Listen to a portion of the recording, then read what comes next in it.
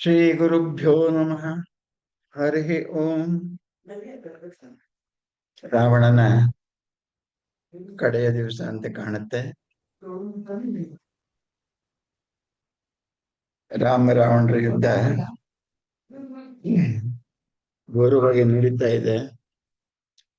ಕವಿ ಸಾಕಷ್ಟು ನಮ್ಮ ಕಲ್ಪನೆಗೆ ಅವಕಾಶ ಕೊಟ್ಟಿದ್ದಾನೆ. ಹೇಗೆ ನಡೀತಾ ಇದೆ ಅನ್ನೋದನ್ನ ನಾವು ಕಲ್ಪಿಸ್ಕೋಬೇಕು. ಅದಕ್ಕೆ ಕೆಲವು ಸೂಚನೆಗಳನ್ನು ಕೂಡ ಕೊಡ್ತಾನೆ. ದೇವತೆಗಳು, ರಾಕ್ಷಸರೆಲ್ಲ, ಗಂಧರ್ವರು, ಕಿನ್ನರರು, ಕಿಂಪುರುಷರು ಎಲ್ಲ ದೇವಜಾತಿಗಳೆಲ್ಲ ಆಕಾಶದಲ್ಲಿ ನೆರೆದು ಈ ಅದ್ಭುತವಾದ ಯುದ್ಧವನ್ನು ನೋಡ್ತಾ ಇದ್ದಾರೆ. ಅವರಿಗೆಲ್ಲ ರಾವಣ ಶತ್ರುವೆ. ಆದ್ದರಿಂದ ರಾವಣನ ಸಾವಿಗಾಗಿ, ರಾಮನ ಗೆಲುವಿಗಾಗಿ ಹಾರೈಸುತ್ತಾ ತಮ್ಮ ಶಕ್ತಿಯನ್ನು ತುಂಬುತ್ತಾ ಕುತೂಹಲದಿಂದ ನೋಡ್ತಾ ಇದ್ದಾರೆ. ಹಾಗೆ ನೋಡ್ತಾ ಇರುವಾಗ ಅವರೊಬ್ಬೊಬ್ರು ಅದೆಷ್ಟು ಗಾಬರಿಯಾಗಿದ್ದಾರೆ ಅನ್ನೋದನ್ನ ಒಂದೆರಡು ಮಾತಲ್ಲಿ ಕವಿ ತೋರಿಸ್ತಾನೆ. ಎಲ್ಲವನ್ನು ಹೇಳುವಷ್ಟು ವಿರಾಮ ಇಲ್ಲ. ಆದ್ದರಿಂದ ನೋಡ್ತಾ ಇದ್ದ ಯಕ್ಷ ತನ್ನ ಪತ್ನಿ ಮೂರ್ಛೆ ಹೋಗಿದ್ದನ್ನು ಕಂಡು ಎತ್ಕೊಂಡು ದೂರ ಪ್ರದೇಶಕ್ಕೆ ಬರ್ತಾನೆ. ಅವಳಿಗೆ ಎಚ್ಚರ ಆದ್ಮೇಲೆ ಕಣ್ಣು ಬಿಡಲ್ಲ. ಕಣ್ಣು ಬಿಟ್ರೆ ಯುದ್ಧರಂಗ ನೆನಪು ಬರುತ್ತೆ ಅಂತೇಳಿ ಮತ್ತೆ ವಾಪಸ್ ಯುದ್ಧರಂಗಕ್ಕೆ ಹೋಗಕ್ಕೆ ಇಷ್ಟಪಡಲ್ಲ. ಅವನಿಗೆ ನೋಡಕ್ಕೆ ಇಷ್ಟ, ಎಷ್ಟು ಚೆನ್ನಾಗಿದೆ ಮ್ಯಾಚ್ ಅಂತೇಳಿ.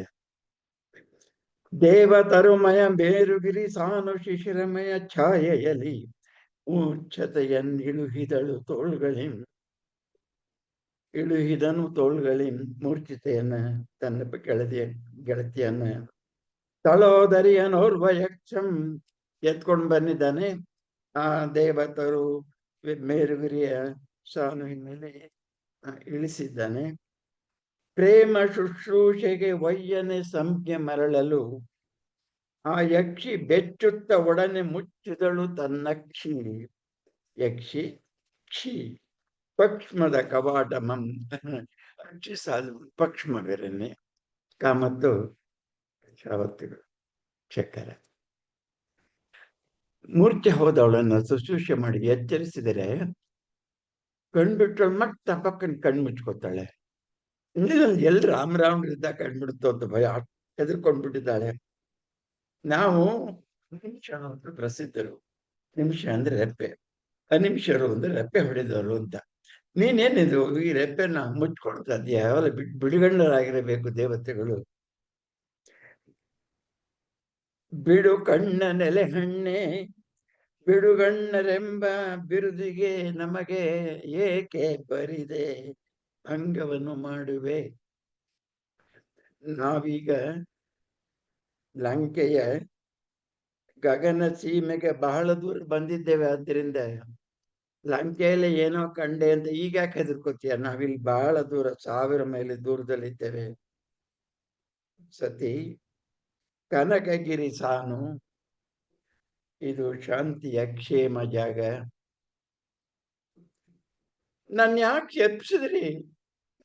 ಅದೇ ನೆನಪಿಗೆ ಬರ್ತಾ ಇದೆ. ಅಳ್ತಾಳೆ. ನನ್ ತಪ್ಪು ಮಾಡಿದ್ರಿ ನೀವು. ಆ ನೆನಪು ಬಂದ್ರೆ ನಂಗೆ ಸತ್ತಾಗತ್ತೆ. ಅಷ್ಟು ಭಯ ಆಗಿದೆ ನನಗೆ. ಮೂರ್ಛೆಯಿಂ ನನ್ನ ನೆಚ್ಚರಿಸಿ ಮರಣಕ್ಕೆ ನೂಕುತಿನಿ ಇನಿಯ ನೀಡನಗೆ ವಿಸ್ಮೃತೆಯ ಔಷಧವನ್ನು. ಕೃತಕ ಮೂರ್ಛೆ ಬರುವಂತಹ ಏನಾದರೂ ಪಾನವನ್ನ ನನಗೆ ಕೊಡು. ವಿಸ್ಮೃತಿಯ ಜೀವ ಮೂಲಿಕೆಯ ಪಾನೀಯಮಂ.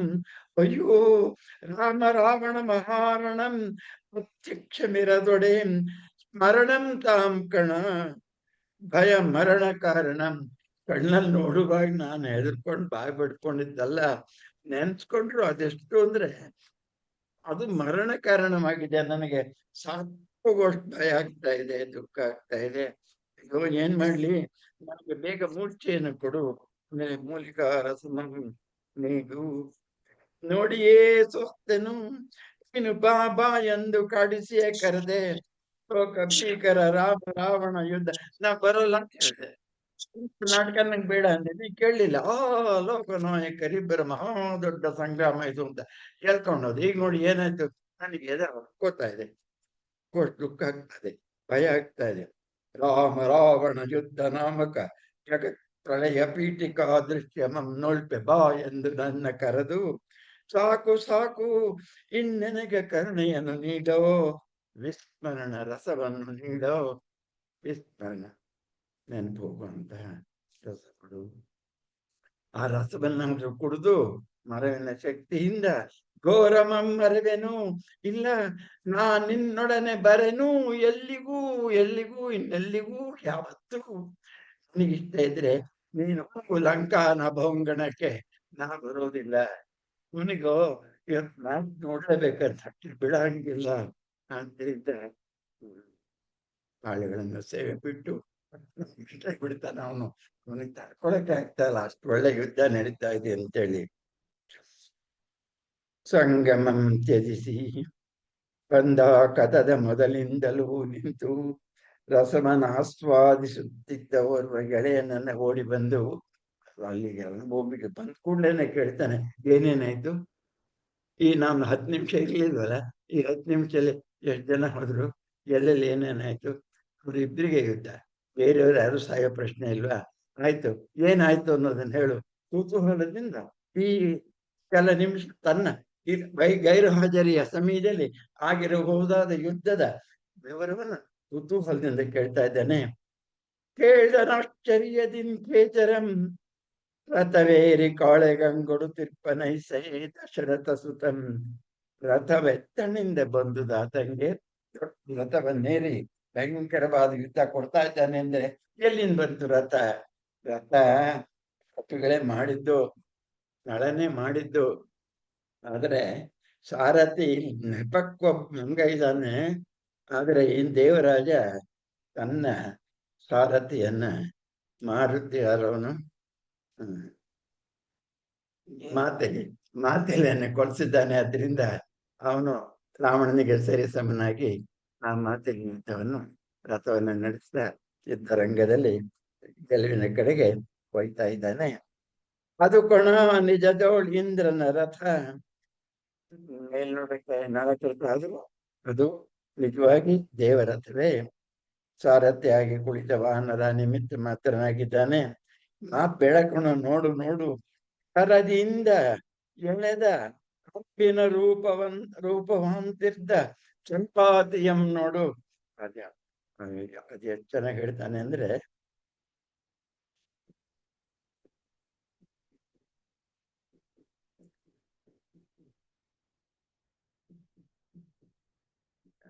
ಒಂದು ಶರದಿ ಅಂದ್ರೆ ನನ್ ಕನ್ಫ್ಯೂಸ್ ಆಗಿ ನಿಧಾನ ಮಾಡಿದೆ. ಶರದಿಂದ ಸಮುದ್ರ ಅಂತ ಅರ್ಥ, ಶರ ಅಂದ್ರೆ ನೀರು ಅಂತ, ಶರ ಅಂದ್ರೆ ಬಾಣ ಅಂತ ಅರ್ಥ. ಶರದಿ ಅಂದ್ರೆ ಬತ್ತಳಿಕೆಯಿಂದ ಒಂದು ಬಾಣ ತೆಗಿತಾನೆ. ಆ ಬಾಣ ರಾಮನ ಕೈ ಬಂದ್ ಕೂಡ್ಲೇನೆ ಮಾತಾಡುತ್ತೆ. ಸರ್ಪಾಸ್ತ್ರ ಸೇರ್ಕೊಂಡಿದ್ದಲ್ಲ, ಕರ್ಣನ್ ಬತ್ತಳಿಕೆ ಒಳಗೆ ಹಾಕಿಲ್ಲ. ನಾನು ರಾವಣನನ್ನ ಕೊಲ್ಲೋದಕ್ಕಾಗಿ ರಾವಣ ಶತ್ರುವಾದಂತಹ ಗರುಡನ ಅಣ್ಣನಾದ ಸಂಪಾತಿಯಾಗಿದ್ದೇನೆ. ಬೇಗ ಬಿಡು ಬೇಗ ಬಿಡು, ಅವನನ್ನ ಕೊಲ್ಲುವುದಕ್ಕಾಗಿ ಪ್ರತಿಜ್ಞೆ ಮಾಡಿದ್ದೇನೆ. ಬಾಣವೇ ಹಠ ಸಾಧಿಸ್ತಾ ಇದೆ. ಬಿಟ್ರೆ ಒಂದ್ ಕ್ಷಣದಲ್ಲಿ ಕೊಲ್ತೀನಿ ಅಂತ ಕೊಲ್ತಾನೆ. ಯಾಕೆಂದ್ರೆ ಗರುಡನ ಸಾಮರ್ಥ್ಯ ಎಷ್ಟು, ಅಣ್ಣನ ಸಾಮರ್ಥ್ಯ ಎಷ್ಟು ಅನ್ನೋದನ್ನ ಹಿಂದೆ ಹಲವು ಬಾರಿ ಕವಿ ನಮ್ಮ ಗಮನಕ್ಕೆ ತಂದಿದ್ದಾರೆ. ಆದ್ರಿಂದ ಸಂಪಾತಿಯನ್ನು ಕೊಲ್ಲೋದಕ್ಕೆ, ನಿವಾರಿಸೋದಕ್ಕೆ ರಾವಣನಿಗೆ ಸಾಧ್ಯ ಇಲ್ಲ. ಉತ್ತರ ಮಾಡ್ತಿದ್ದಾನೆ, ಬೇಗ ಬಿಡು ಬೇಗ ಬಿಡು. ಜಟಾಯುವಿನ ಕೊಲೆಗೆ ರಾವಣನ ತಲೆಯನ್ನ ಅರಿವ ಕತ್ತರಿಸುವ ಸೂರುಳಂ ಸೂರುಳು ಅಂದ್ರೆ ಪ್ರತಿಜ್ಞೆ ಮಾಡಿದ ಉಗ್ರನಂ ಸಂಪಾದ್ಯಂ. ಶರದಿ ಕುಕ್ಷೆಗೆ ಕರವನಿಕ್ಕಿ ಬಡವನಂ ಪೊರೆಗಳುವ ಮಾಲ್ಕೆಯಂ. ಬಡವ ಅಂದ್ರೆ ಸಮುದ್ರದೊಳಗಿರಂತ ಬೆಂಕಿ. ಸಮುದ್ರದಲ್ಲಿ ಕೈ ಹಾಕಿ ಬಡವಾಗ್ನಿಯನ್ನು ಹೊರಗೆ ತೆಗೆದ ಹಾಗೆ ಶ್ರೀರಾಮ ತನ್ನ ಶರದಿಯಿಂದ ಸಂಪಾತಿ ಎಂಬ ಬಾಣವನ್ನ ಚಕಕ್ಕಂತ ಹೊರಗೆ ತೆಗೆದಿದ್ದಾನೆ. ತೊಡ್ತಾ ಇದ್ದಾನೆ, ಇನ್ನೇನು ಬಿಡ್ತಾನೆ. ಬೆನ್ನ ಶರದಿಯನ್ ಎಳೆಯದೀಚೆಗೆ ಜಟಾಯು ಅಗ್ರಜ ಬಾಣ ತನುವಂ ಚಟಿಸಿ ಪ್ರಕಟವಾದನು. ಬೆರಿಗಳಿಂ. ಬಾಣ ಹೊರಗೆ ಬರ್ತಿದ್ದಾಗ ಹೇಗಿತ್ತು ಅಂದ್ರೆ, ಬಾಣದ ಪುಕ್ಕ ಇರುತ್ತಲ್ಲ ಹಿಂಭಾಗದಲ್ಲಿ, ಅದು ಮಿಂಚಿನಂತೆ ಹೊಳೆಯುತ್ತಂತೆ. ಹಲವು ಮಿಂಚುಗಳು ಏಕಕಾಲಕ್ಕೆ ಮಿಂಚಿದ ಹಾಗೆ ಆ ಬಾಣ ಪುಕ್ಕದ ಭಾಗದಲ್ಲಿ, ಗರಿಯ ಭಾಗದಲ್ಲಿ ಹೊಳೆಯುತ್ತಿರಲು ಆ ರುದ್ರ ಮುಖದ ಹದ್ದಿನ ಮುಖದ ವಜ್ರ ತುಂಡ ಅದಂತ ಕಠಿಣವಾದ ಕೊಕ್ಕುಳ್ಳಂತಹ ಸಂಪಾತಿಯು ಪುಣ್ಯಮಾದುದು ನನ್ನ ಬಾಳ್ ದೇವ, ದೇವಿಯ ಪೊರೆಯೇ ನನ್ನ ಹರಣಮನಿತ್ತ ನಿನ್ನ ಮಿತ್ರ ಜಟಾಯುವಿನ ಅಗ್ರಜನ. ನಿನಗೆ ಚೆನ್ನಾಗಿ ಸೇವೆ ಮಾಡಿ ಜೀವನ್ ಮುಕ್ತನಾಗಿದ್ದಾನೆ ಗರುಡ. ಅವನ ಅಣ್ಣ ಸಂಪಾತಿ ನಾನು ನಿನಗಾಗಿ ಸೇವೆ ಮಾಡಬೇಕಾಗಿತ್ತು. ಎಷ್ಟು ಆಸೆಯಿಂದ ಕಾಯ್ಕೊಂಡು ಜೀವ ಹಿಡ್ಕೊಂಡಿದ್ದೆ. ಇಂದು ನನ್ನ ಭಾಗ್ಯ ಈ ನಿನ್ನ ಶತ್ರುವನ್ನ ಕೊಲ್ಲುವ ಸಂದರ್ಭ, ಹಕ್ಕು, ಶಕ್ತಿ ನನಗ್ ಬಂದಿದೆ ಅಂದು ಹೇಳೋ ಮಾತು ಕೇಳಿ, ಜವದಿಂ ಬೇಗ ಬಾಣ ಬಿಡು, ನಾನು ಬೇಗ ನೆತ್ತರನ್ನು ಹೀರ್ತೇನೆ. ತಮ್ಮನ ರಕ್ತ ಕುಡಿದವನ ರಕ್ತವಂ ನಾ ಕುಡಿಯಬೇಕು. ಓಡಿ ಬಾಣವನ್ ಎಚ್ಚನ್ ದಾಶರಥಿ ಅಸುರ ಶಿರಗಿರಿಗೆ ಗಿರಿಗೆ ಬಾಣಮಂ ಬಿಡಕ್ ರೆಡಿ ಮಾಡ್ಕೊಂಡು ನೀನೇನ್ ತಪಕ್ಕನ್ ಬಿಡ್ಬೇಕು. ರಕ್ತರಲ್ಲಿ ಯಾರೋ ಅಡ್ಡ ಬಂದ್ರು. ಆ ಮಿಂಚೊಡಲ ಮಿಂಚಿನ ಗರಿಯ ಮಿಂಚು ವಾಶುಗಳ ವಿಹಂಗಮ ತುಂಡರಿಸಲೆಂಬ ಐಲಬಿಲ ಸೋದರಂ. ಐಲಬಿಲ ಅಂದ್ರೆ ರಾವಣನ ಸೋದರ ಕುಬೇರ. ಐಲಬಿಲ ಸೋದರಂ ಕರೆದ ವಿಷಿಕಗಳ ಅನಿತುಮಂ ನೆಕ್ಕಿಸದೆ ಬಂದು ಆಹಾರವಂ ಕೋಟಿ ದಾನವರು ಏಕ ಕಂಠದೆಂ ಪೊಣ್ಮೆ ರಾವಣನ ತಲೆ ಹಾರಿತು. ರಾಮ ಅದ್ಭುತ ಬಾಣ ಬಿಟ್ಟಿದ್ದಾನೆ ಅಂತ ನೋಡ್ತಾ ಇದ್ದ ಪ್ರೇಕ್ಷಕ ಗಣತಿ ಎಲ್ಲ ರಾಕ್ಷಸರು ಹಾ ಹಾ ಅಂತ ಜೋರಾಗಿ ಕೂಗ್ಕೊಳ್ತಾ ಇರುವಾಗ ದಾನವರ ಏಕಕಂಠದಿಂ ಪೊಣ್ಮುತಿರಲು ತರಿಸುವುದು ಕುತ್ತಿಗೆಯನ್ ಅಸುರೇಂದ್ರನ. ರಾಮ ಬಾಣ ಹಿಡ್ಕೊಂಡು ಬಿಡ್ತಾ ಇರುವಾಗ್ಲೇನೆ ಅಲ್ಲೆಲ್ಲ ಅಲ್ಲೊಂದು ಕಲ್ಲಲ್ಲಿ ಆಗ್ತಾ ಇದೆ. ಹೀಗಾಗ್ತಾ ಇರುವಾಗ ರಾಮ ಬಾಣವನ್ನು ತೆಗೆದ, ಹೂಡಿದ, ಹೊಡೆದ. ರಾಮನ ಶಕ್ತಿಗಿಂತ ಸಂಪಾತಿಯ ಶಕ್ತಿ ಹೆಚ್ಚಾಗಿರಲು ಕೋಟಿ ಕೋಟಿ ದಾನವರು ಅಳುತ್ತಿರಲು ಕತ್ತರಿಸಿದುದು ಕುತ್ತಿಗೆಯನ ಸುರೇಂದ್ರನ. ರಾವಣನ ತಲೆ ಹೋಯಿತು, ಕತ್ತರಿಸಲ್ಪಟ್ಟಿತು. ಇಂದಿನ ಯುದ್ಧ ಮುಗಿತು ಅಂತ ತಿಳ್ಕೊಬೇಡಿ, 1/10 ಯುದ್ಧ ಮುಗಿತು. ಗಳು ಉಂಡೆಗಣ್ಣಂಗೆ ಒಂದ್ ತಲೆ ಹೋದ್ರೇನು ಇನ್ನೂ ಒಂದೊಂದಿದೆ ಅಂತ ಅನ್ಕೋಬೇಡಿ. ತೆಗೆದ ತಲೆ ಮತ್ ಮೂಡುತ್ತೆ, ತೆಗೆದಂಗೆ ಬರ್ತಿರುತ್ತೆ. 100 ಸರಿ ತೆಗೆದ್ರು ಅಷ್ಟೇ, ಸರಿ ತೆಗೆದ್ರು ಅಷ್ಟೇ. ಆದ್ರೆ ಆ ತೆಗೆದಿರೋ ತಲೆಯನ್ನ ಭದ್ರವಾಗಿ ಹಿಡ್ಕೊಂಡಿದ್ದಾನೆ ಸಂಪಾತಿ. ಅವನಿಗೆ ಬೇಕು ಪ್ರತಿಜ್ಞೆ, ಆಸೆ ಎಷ್ಟು ಜೋರಾಗಿದೆ ಅಂದ್ರೆ, ಮೊದಲ ಮಸ್ತಕ ಮಿರ್ದ ತಾಣದಲ್ಲಿ ತಲೆಯೊಂದು ಉರುಳೊಡೆ ಈರೈದು ತಲೆಯ ಅಂತಾನಲ್ಲ. ಅವನು ಮತ್ತೆ ದಶಮುಖನೇ ಆಗ್ಬಿಟ್ಟಿದ್ದಾನೆ ಎಂದಾರ್ದು ಕೂಗಿ ತುಗಲಿ ಖಂಡೆಯ ಖಂಡೆಯ ಕತ್ತಿಯನ್ನು ತೆಗೆದು ಹಿಮ್ಮುತ್ತಿದ್ದ ಜಟಾಯು ಅಣ್ಣನಂ ತಡೆದನ್ ಅಂಬರ ಗಮನ ವಿದ್ಯಾ ವಿಶಾರದಂ ಲಂಕೇಶ್ವರಂ. ಆಕಾಶದಲ್ಲಿ ಹಾರಾಡುವ ಶಕ್ತಿ ಸಂಪನ್ನನಾದ ರಾವಣೇಶ್ವರ ತನ್ನ ಕತ್ತೆಯನ್ನು ತೆಗೆದು ಅಂತ ನಗ್ತಾ ಸಂಪಾತಿಯನ್ನು ನೋಡುತ್ತಾ, ಒಂದ್ ತಲೆ ತೆಗೆದ್ರೆ ಇನ್ನೊಂದ್ ತಲೆ ಉಳ್ಕೊಳ್ಳುತ್ತೆ, ನಿನ್ ಕೈಯಲ್ಲಿ ಆಗಲ್ವೋ ನಮ್ಗಂತಾನೆ ಅಂತ ಕತ್ತಿಯನ್ನ ಬೀಸೋಕೆ ರೆಡಿಯಾಗಿ ಆಕಾಶದಿಂದ ಬಂದಿರುವಾಗ ಜಟಾಯು ಅಡ್ಡ ಬರ್ತಾನೆ. ಜಟಾಯು ಮೃತನಾಗಿದ್ದಾನೆ. ಅವನು ಸಂಪಾತಿ ತನ್ನ ಹಠಕ್ಕೆ ಹೀಗೆ ಬಾಣದ ರೂಪದಲ್ಲಿ ಬಂದು ಸೇರಿದ್ದಾನೆ ಅಂತ ಗೊತ್ತಾದ್ದರಿಂದ ಬಹಳ ಸುಂದರವಾದ ಕಲ್ಪನೆ ಇಲ್ಲಿದೆ. ಅಣ್ಣ, ನನಗಾಗಿ ನೀನು ಹಠ ತೊಟ್ಟು ಬಾಣ ರೂಪದಲ್ಲಿ ಬಂದು ಸೇರಿ ರಾವಣದ ಒಂದು ತಲೆಯನ್ನು ತೆಗೆದಿದ್ದೀಯ. ನಿನ್ನ ಪ್ರತಿಜ್ಞೆ ಮುಗಿದಿದೆ. ಆದ್ದರಿಂದ ಆ ತಲೆಯನ್ನು ತಗೊಂಡು ನೀನು ಸ್ವರ್ಗಲೋಕಕ್ಕೆ ಹೋಗು. ಆದ್ರೆ ಒಂದ್ ಗುಟ್ಟು ನಿನಗೆ ಹೇಳ್ತೀನಿ, ರಾವಣನನ್ನ ರಾಮನೇ ಕೊಲ್ಬೇಕಾದ್ದರಿಂದ ದಯವಿಟ್ಟು ನೀನು ಕೊಲ್ಲಬೇಡ. ಕೈ ಮುಗಿದ್ದೀನಿ. ಕೊಲ್ಲುವ ಸಾಮರ್ಥ್ಯ ನಿನಗಿದ್ರು ಕೂಡ ರಾಮದೇವರ ಪ್ರತಿಜ್ಞೆ ನೆರವೇರಬೇಕು. ಅದು ನೆರವೇರೋದಕ್ಕೆ ನಾವು ಸಹಕಾರ ಮಾಡ್ಬೇಕಾದ್ದರಿಂದ ಆ ಕೆಲಸ ನಾವು ಮಾಡಿ ರಾಮನಿಂದ ಆಗುವಂತಹ ಒಳ್ಳೆಯ ಕೆಲಸಕ್ಕೆ ಅಡ್ಡಗಾಲು ಹಾಕ್ದಂಗಾಗುತ್ತೆ.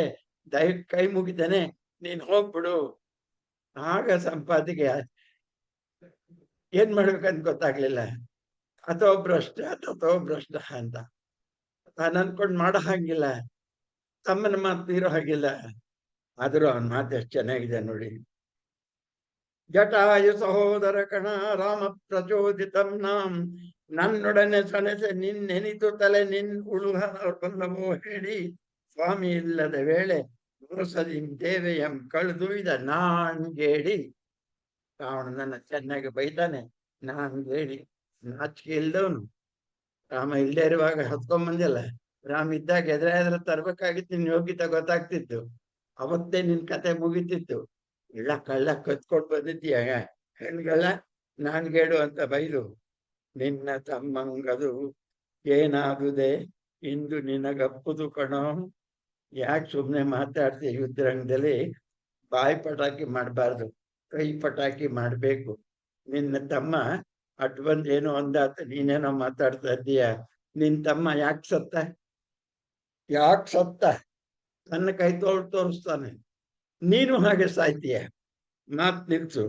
ನಿನ್ನ ತಮ್ಮಂಗಂದು ಏನಾದುದು ಇಂದು ನಿನಗಪ್ಪುದು ಕಣ ಬಿಟನ್, ಅಂದು ನಿನಗಿರ್ತುದೈ ಹೊತ್ತ ಸೀತೆಯ ರಕ್ಷೆ. ಎಷ್ಟು ಸುಂದರವಾದ ಕಲ್ಪನೆ ಮಾಡ್ತಾನೆ ಕವಿ.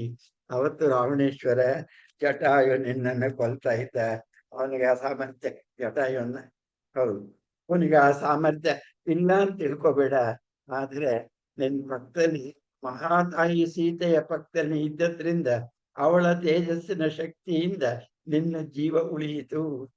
ಅವಳ ಕಣ್ಣೆದರಲ್ಲಿ ಹರಣ ಮಾಡಕ್ ಆಗ್ದಲೇನೆ ಜಟಾಯು ಸೋತ. ಆದ್ರೆ ಇವತ್ತು ನಿನ್ನ ರಕ್ಷೋದಕ್ಕೆ ಪಕ್ಕದಲ್ಲಿ ಸೀತೆ ಇಲ್ಲ.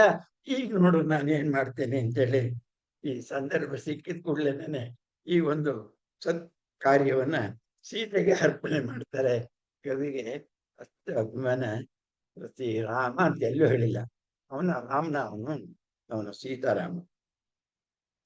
ದೇವಿಯಂ ಪಿಡಿದೆ ನೀ ಬದುಕಿದೆ ಇಂದು ಅವಳ ನುಳಿದ ನಿನಗಾಯು ತೀರ್ತುದೇ ದಿಟಂ. ಇಂತೆನ್ನುತ್ತಾ ಶೇನಿ, ಅವನ ತಾಯಿ ಹೆಸರು ಶೇನಿ, ಅದಕ್ಕಾಗಿ ಹದ್ದುಗಳ ವಂಶದವರೆಲ್ಲ ಶೇನಿ ಅಂತ ಹೇಳದೇನೆ ರೂಢಿ.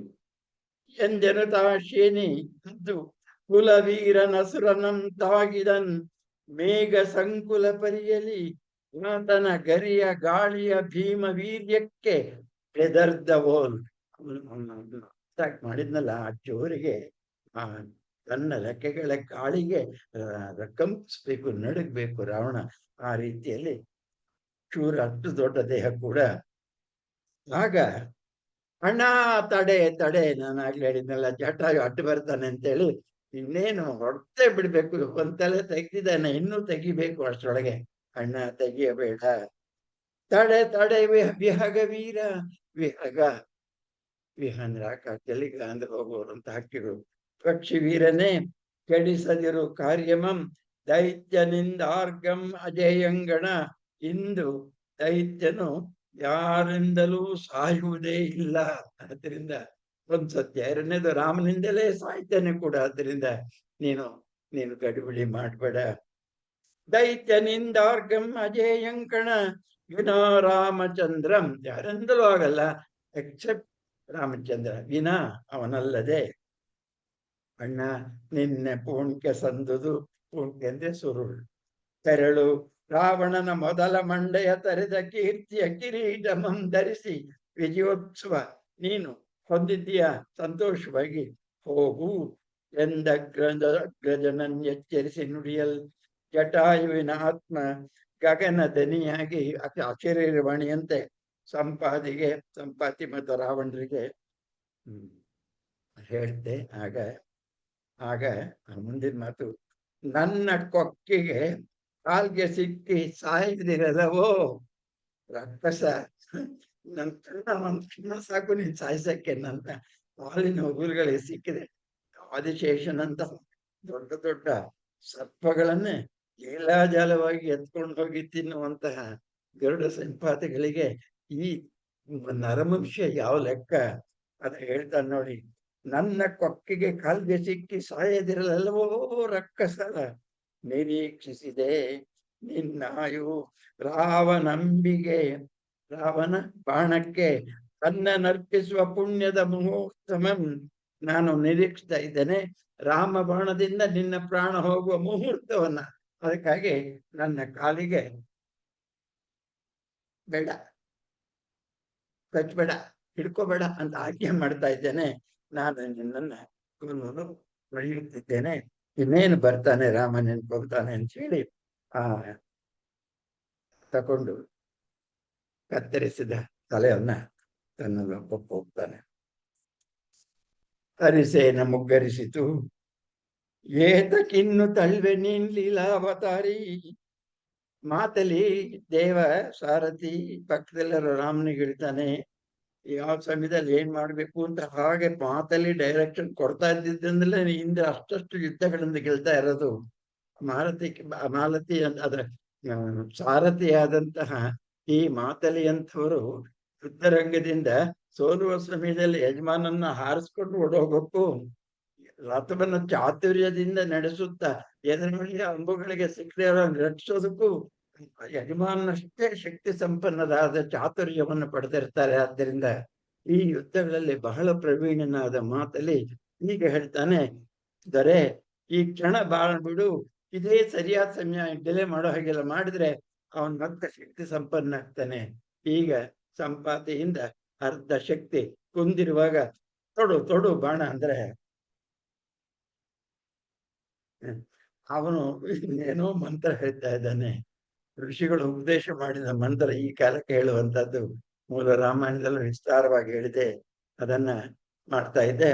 ಈಗ ಮುಗೀತು, ಜಪ ಮಾಡಿದೆ, ಆಯ್ತು ನೀನ್ ಹೇಳ್ದಂಗೆ ಈಗ ಹೊಡಿತೀನಿ ಅಂತ ಬಾಣವನ್ನ ಎತ್ತಾನೆ.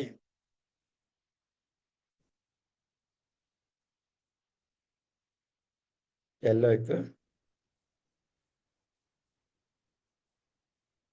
ರಾಮ ಬಾಣಕ್ಕೆ ನಿನ್ನ ಪ್ರಾಣ ನೈವೇದ್ಯಂ ನೀವ ಸೈಪಂ ಬಿಟ್ಟು ಪದ ನಖಕ್ಕೆ ಅದನ್ ಬಲಿ ಕೊಡುವ ದುರ್ತಕ್ಕೆ ಧಾವಿಸುತ್ತಿ ಏಕೆ. ನೋಡು ನಿನ್ನ ಪುಡುಂಕಿ ಬರುತ್ತಿರುವ ರಾಮ ಬಾಣಗಳನ್ನು ನೋಡು, ನನ್ನ ಸಾಯಬೇಡ, ನಡೆ ನಡೆ ಇದುರ್ಗೊಳ್ ನಿನ್ನ ಎಷ್ಟು ಚೆನ್ನಾಗಿದೆ ಈ ಮಾತು. ಇವತ್ತಿನವರೆಗೆ ನೀನು ಮಾಡಿಕೊಂಡಂತಹ ಅಪಾರವಾದ 1000 ಅನ್ಯಾಯಗಳ ಪಟ್ಟಿಗೆ ಅದಕ್ಕೆ ಸುಕೃತ ಅಂತ ಇಂಡೈರೆಕ್ಟ್ ಆಗಿ ಚುತ್ತಾ ಇದ್ದಾನೆ. ನೀನು ಮಾಡಿದ ಪುಣ್ಯದ ಫಲ.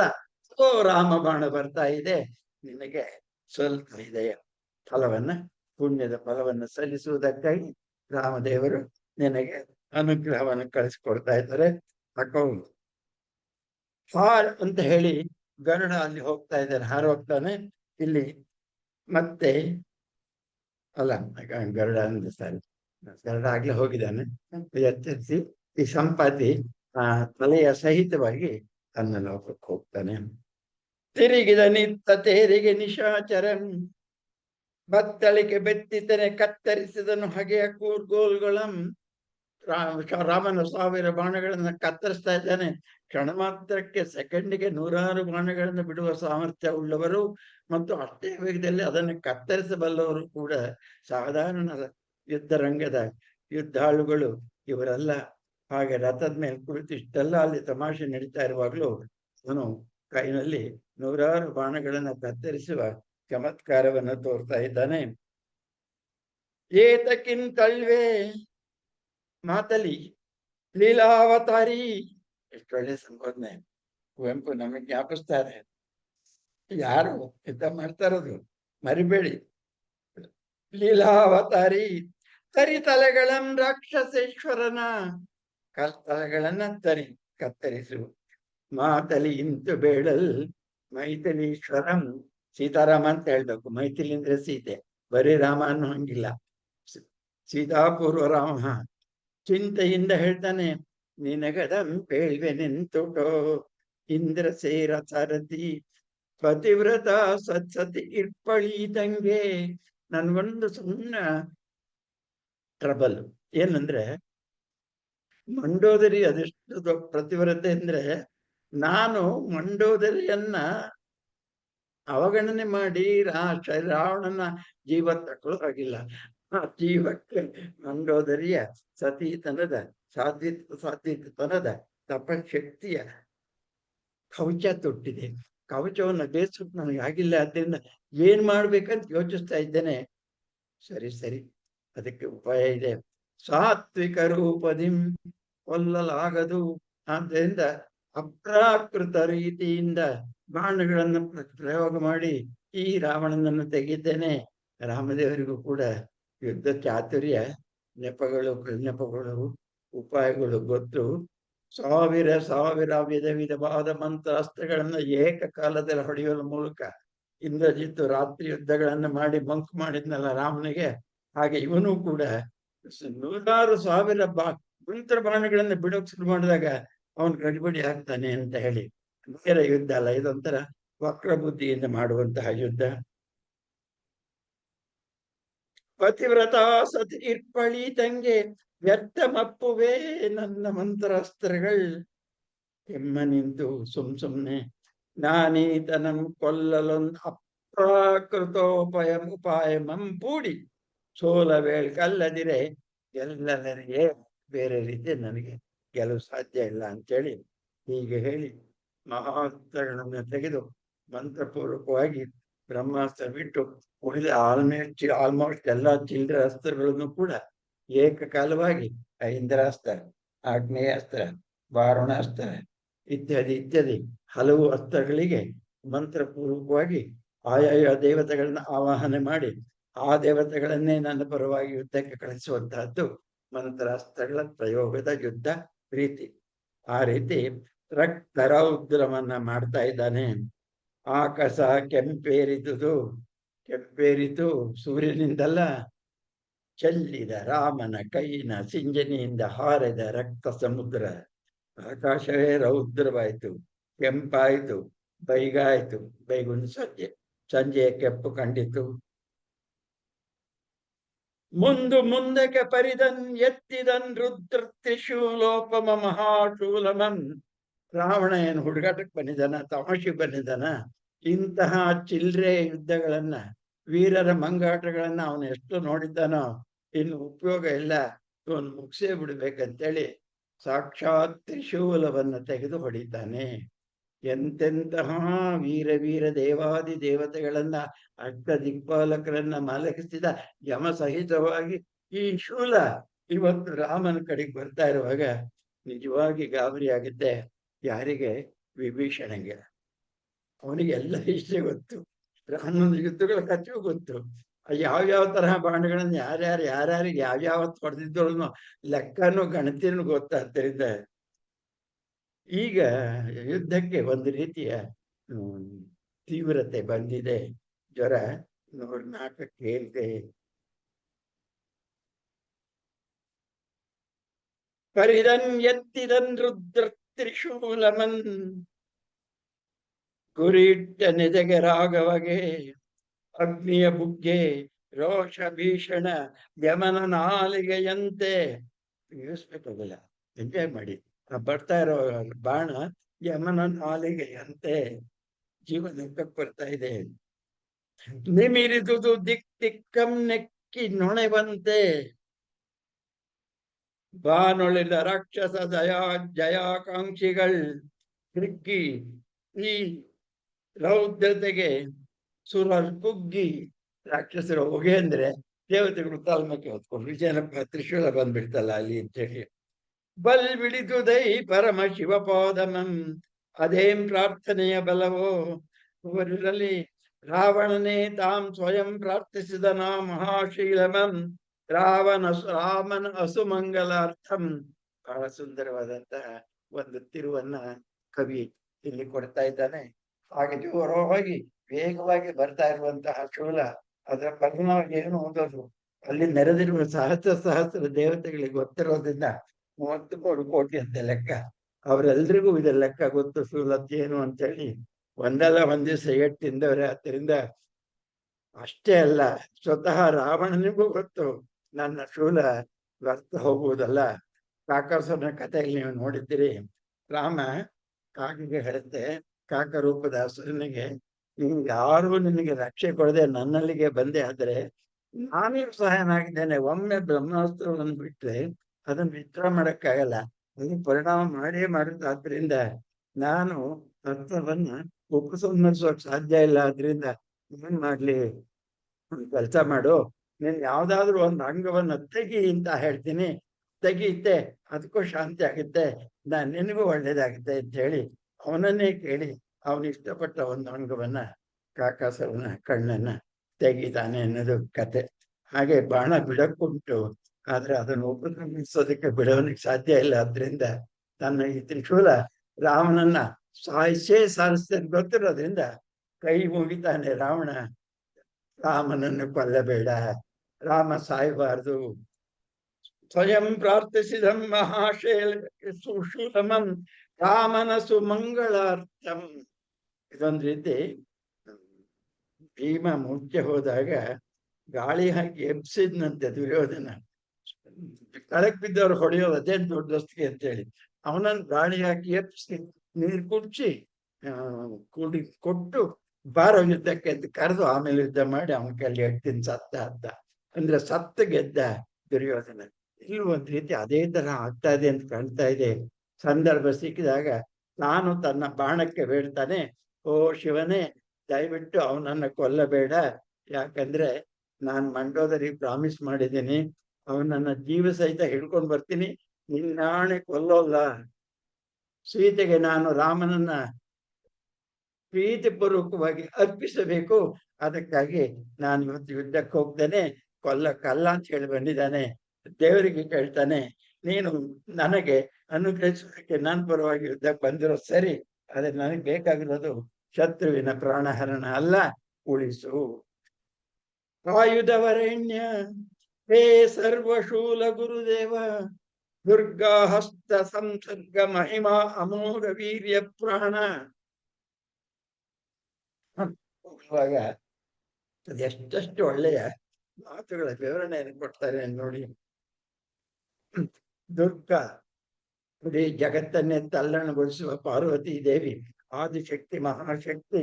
ಅವಳ ಹಸ್ತದಿಂದ ಸಂಸರ್ಗ ಸೇರುವಿಕೆಯಿಂದ ಮಹಿಮವಾದ ಹಿರಿತನ ಪಡೆದ ಅಮೋಘ ದೊಡ್ಡದಾದ ವೀರ್ಯ ಪ್ರಾಣ ಭಿನ್ನಪವನ್ನು ಆಲಿಸು. ಶಕ್ತಿ ಸಂಪನ್ನವಾದಂತಹ ಈ ನನ್ನ ಬೇಡಿಕೆಯನ್ನ ಕೇಳು.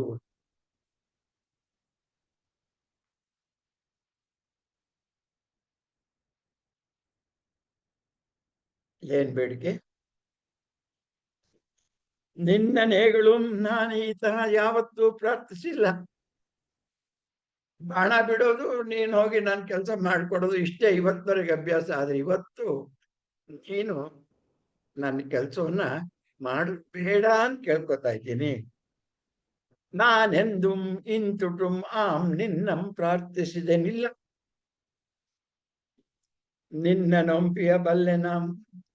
ಶಿವನಿಗೊಂದು ಪ್ರತಿಜ್ಞೆ ಇದೆ, ನನ್ನ ಬಾಣವನ್ನ ಯಾರಾದ್ರೂ ಪ್ರಯೋಗಿಸಿದ್ರೆ ಅದು ಪರಿಣಾಮವನ್ನು ಮಾಡೇ ಮಾಡುತ್ತೆ. ಯಾವ ಕಾರಣಕ್ಕೂ ತನ್ನ ಉದ್ದೇಶವನ್ನ ಭಂಗ ಮಾಡೋದಿಲ್ಲ ಶಿವಶಕ್ತಿ, ಅಷ್ಟು ದೊಡ್ಡದು.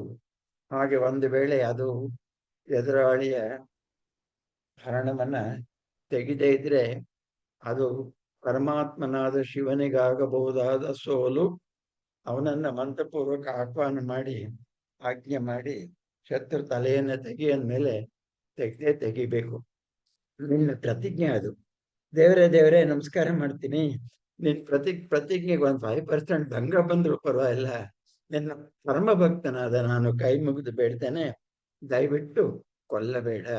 ಬಾಣ ಬಿಡುವಾಗ ನೀನು ಹೋಗಿ ಕೊಲ್ಲು ಅಂತ ನಾನು ಹೇಳಿದ್ನ. ಬಾಣ ಬಿಟ್ಟೆ ಅಷ್ಟೇ. ಯಾಕೆ? ರಾಮನನ್ನು ಸೋಲಿಸುವುದಕ್ಕೆ, ಕೊಲ್ಲುವುದಕ್ಕಲ್ಲ. ಇದು ಹೃದಯ ಗುಹ್ಯ, ಹೃದಯದ ಗುಟ್ಟನ್ನು ಹೇಳ್ತೇನೆ ಕೇಳು. ನಿನ್ನ ನೋಂಪಿನ ಬಲ್ಲೆ, ತೊಟ್ಟ ಮೇಲೆ ನಿನ್ನ ಬಲಿಗೆ ಪಶು ನೈವೇದ್ಯ ಇಟ್ಟಂತೆಯೇ ದಿಟ. ನೈವೇದ್ಯ ಶತ್ರುವಿನ ಪ್ರಾಣ. ಆ ದೊಡ ವ್ರತಮಿಂದು ನನಗಾಗಿ ಓ ಶಿವನೇ ಅಂಗಮಂ ಸಹಿಸವೇಳ್ಕುಂ. ಶತ್ರು ಜೀವಮಂ ಬಲೆಗೊಳ್ಳದೆ ಆತನಂ ಸೆರೆ ಬಿಡಿದು ಜನಗೆ ನೀ ನೆರವಾಗು. ಮೈ ಮರೆವ ಅನಿತೆ ತಾಗು. ಮೈ ಮರೆವಷ್ಟು, ಅವನಿಗೆ ತಾಗೋದು ಸಾಯೋಷ್ಟಲ್ಲ, ಮೂರ್ಛೆ ಹೋಗುವಷ್ಟು. ನಡೆ ಹೋಗು ಅಂತೇಳಿ ಭಿನ್ನಯಿಸಿ ಶೂಲವನ್ನ ಪ್ರಯೋಗ ಮಾಡ್ತಾನೆ. ಹಾರಿ ಬರುತ್ತೆ. ಬಂದು ಸಾರಥಿಗೆ ದಿಗಿಲಾಗಿ ಬೆರಗುವ ಹಾಗೆ ಇದನ್ನು ನೋಡ್ತಾ ಇದ್ರೆ ಸಾರಥಿಗೂ ಗಾಬರಿ ಆಗುತ್ತೆ. ಏನಾಗುತ್ತೋ ಮಾತಲ್ಲಿಗೆ ಆ ಬಾಣದ ಪರಿಚಯ ಇರೋದ್ರಿಂದ ಶಿವ ಏನಾಗುತ್ತೋ ಶಿವನ್ಗೆ ಬಾಣದಿಂದ ಶಿವ ಏನಾಗತ್ತಪ್ಪ ಅಂತ ಮಾತಲ್ಲಿ ಕಂಡ್ಬಿಡ್ತಾ ಇರುವಾಗ ರಾವಣ ಧುಮುಕಿದನು ತೇರಿಂದ ತಿರೆಗೆ, ರಾಮನ ರಥದ ರುಕ್ಮ ವೇಣು ಧ್ವಜವನೀಕ್ಷಿಸುತ್ತ. ರುಕ್ಮ ವೇಣು ಅಂತಿದೆ. ರುಕ್ಮ ಅಂದ್ರೆ ಚೆಕ್ಕಿನ್ನ, ವೇಣು ಅಂದ್ರೆ ಕೊಳಲು. ರುಕ್ಮ ವೇಣು ಅಂತ ಯಾಕೆ ಬಳಸಿದಾರೋ ಗೊತ್ತಿಲ್ಲ. ಆದ್ರೆ ನಿಜವಾಗಿ ರಾಮನ ಧನುಸ್ಸಿನ ಧ್ವಜ ಅದು ರುಕ್ಮ ವೇಣು ಅಲ್ಲ, ಸೋವಿದಾರ ಅಂತ ಅದರ ಹೆಸರು. ಏನ್ ಕಾರಣಕ್ಕೋ ಬೇರೆ ಹೆಸರು ಬಳಸಿದ್ದಾರೆ. ಅದಕ್ಕೆ ಯಾವುದೇ ರೀತಿ ಎಷ್ಟೋ ಯೋಚನೆ ಮಾಡಿದೆ, ಸಮರ್ಥನೆಯೂ ಕೂಡ ಸಿಗ್ತಿಲ್ಲ, ಬಿಡಿ.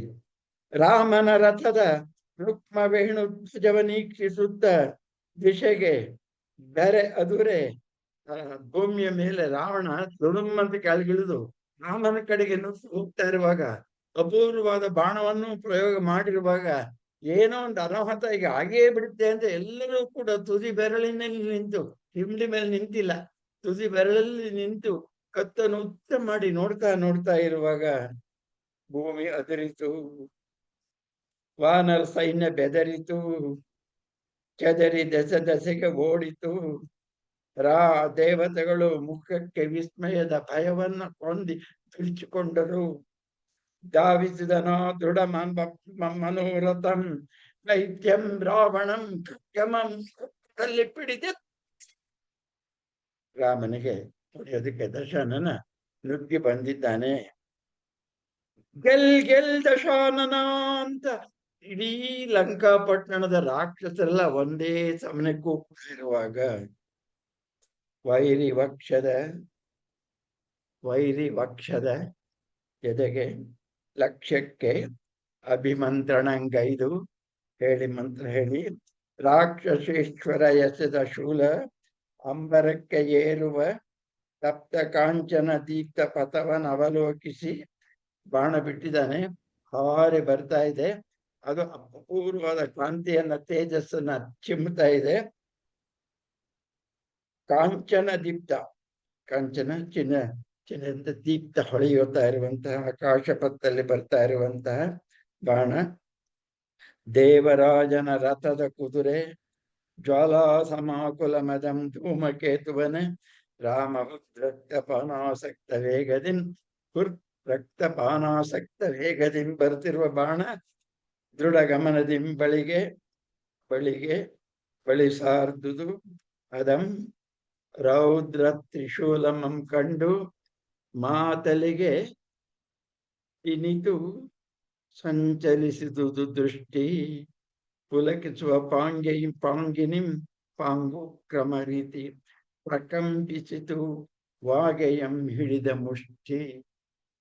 ಅವನಿಗೆ ಅರ್ಥ ಆಗೋಯ್ತು, ರಾವಣ ಈಗ ಇಳಿದು ಬಂದದ್ದು, ಅವನು ಬಿಟ್ಟ ಬಾಣ ತೀವ್ರ ವೇಗದಲ್ಲಿ ರಾಮನ ಹೃದಯವನ್ನ ಭೇದಿಸುತ್ತೆ. 2 ಸೆಕೆಂಡಲ್ಲಿ ರಾಮನ ಹೃದಯ ಭೇದಿಸುತ್ತೆ ಅನ್ನೋದು ಗ್ಯಾರಂಟಿ ಆಯ್ತು. ಮಾತಲಿಗೆ ಅವನ ಅನುಭವ ಅಗಾಧವಾದದ್ದು, ಎಷ್ಟು ವರ್ಷಗಳದ್ದು. ಕೈ ಮುಗಿತೇನೆ ರಾಮದೇವ, ಬ್ರಹ್ಮಾಸ್ತ್ರವನ್ನ ಬಿಡು. ಯಾವ ಅಸ್ತ್ರ ಯಾವ್ಯಾವ ಬಿಡ್ಬೇಕು ಅನ್ನೋದು ಅಲ್ಲ ಲೆಕ್ಕ ಇದೆ. ಯಾವುದು ಆಗದೆ ಇದ್ದ ಕಡೆಗೆ ಬಿಡುವಂತಹದ್ದು ಅಸ್ತ್ರಗಳ ರಾಜಾದಿರಾಜ ಮಹಾಸ್ತ್ರ. ಬಿಟ್ಬಿಡು, ತೊಡು ಹೊಡಿ ಮಹಾಸ್ತ್ರಂ ಹೇ ಪ್ರಭು ಪ್ರಾಕೃತ ವಿಧಾನಂ ಇಲ್ಲಿಗ ಪ್ರಕೃತಂ. 106 ವಿಧವಾದ ಬಾಣಗಳನ್ನ ತಲಸ್ತ್ರಗಳನ್ನ ಏಕಕಾಲದಲ್ಲಿ ಬಿಟ್ಟು ಅಪ್ರಾಕೃತವಾದ ರೀತಿಯಲ್ಲಿ ರಾವಣನ ಗೆಲ್ಲುವೆನು. ಮಂಡೋದರಿ ಕಟ್ಟಿದ ರಕ್ಷೆಯ ಕವಚವನ್ನ ಭೇದಿಸುವೆನು. ಇದೆಲ್ಲ ಮಾತು ಬೇಡ, ಒಂದು ಹೊಡೆತ 2 ಕೂಡ ಮಹಾಸ್ತ್ರವನ್ನೇ ಬಿಡ್ಬೇಕು. ಇದೆಲ್ಲ ಚಿತ್ರಗಳೇ ಬೇಡ ಅಂತ ತಿಳುವಳಿಕೆಯನ್ನು ಹೇಳಿ ಬ್ರಹ್ಮಾಸ್ತ್ರವನ್ನು ಬಿಡು ಅಂತ ಒತ್ತಾಯ ಮಾಡಿದಾಗ ಬ್ರಹ್ಮಾಸ್ತ್ರ ಬಿಟ್ರೆ ಅಲ್ಲಿಗೆ ಪ್ರಳಯ, ಇಲ್ಲ ಸಾವು. ಉಳಿಯೋಕ್ಕಂತೂ ಸಾಧ್ಯ ಅಲ್ಲ, 2ರಲ್ಲೊಂದು ಆಗ್ಬೇಕು. ಈ ತ್ರಿಶೂಲ ಅದರ ಹಿಸ್ಟ್ರಿ ನಾನು ಸೆಕೆಂಡ್ ಹೇಳ್ತೀನಿ, ಕೇಳಿಸ್ಕೊ ರಾಮ. ಏನ್ ಗೊತ್ತಾ, ಕಂಡರಿಯೇ ನಾಂ ಜಗತ್ರಯದಲ್ಲಿ ಶೂರರಲ್ಲಿ ಗೆಲ್ದುದು ಕುಬೇರನಂ ಯಮನನ್ ಓಡಿಸಿತು, ಅಮರರಾಜನಂ ಓಡಿಸಿತು. ಬರ್ದಿಲ ನಾಡಿನ ಫಸಲೆಯಲ್ಲಿ ಮೂರು ಸೂಳಟ್ಟಿ, ಫಸಲೆಂದು ಹುಲ್ಲುಗಾವಲು, ಅಲ್ಲಿ ಹುಲ್ಲುಗಾವಲಿನಲ್ಲಿ ಮೂರ್ ಸಾರಿ ಓಡಾಡಿಸ್ಕೊಂಡು ಹೋಗಿ ಕೊನೆ ತಲೆಯ ರಾವಣಂಗೆ ಕೊನೆಯಸ್ತ್ರಮಿದು. ನಿರ್ಣಯಿಪುದು ಬೇಗ ಧನುಜನ ಉದ್ಧಾರ ಭಾಸ್ಕರನ ಉದಯಮಂಬಾಸ್ತಮಂ.